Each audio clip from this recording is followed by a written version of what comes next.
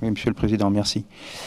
Donc, concernant les dossiers agriculture, nous nous abstiendrons sur le 1554 et concernant le dossier de filière équine, nous demanderons un vote séparé.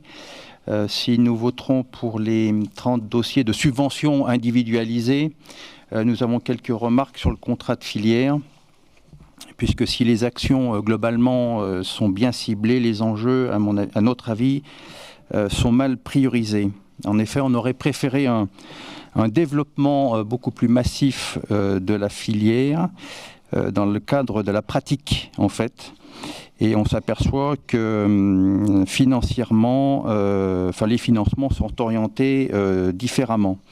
Alors, on prend le cas, par exemple, dans le cadre de la pratique, que ce soit de la formation ou développer les pratiques dans les différentes disciplines, on voit bien que trop souvent, il y a des budgets transversaux qui sont sans caractère prioritaire, ni de financement qui sont sanctuarisés.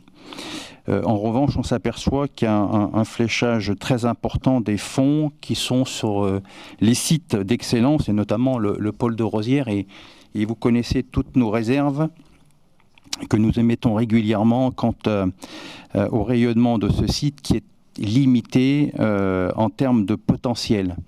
Alors si on veut vraiment avoir des références, et je dirais à M. Wedlinger que s'il veut voir vraiment un site d'excellence et qui peut avoir un rayonnement international, qu'il aille à Compiègne, à Saint-Lô, ou en Rhône-Alpes, ou même dans la vallée de la Loire, Saumur est bien connu, et vous verrez la différence des capacités des sites qui là effectivement ont un rayonnement international.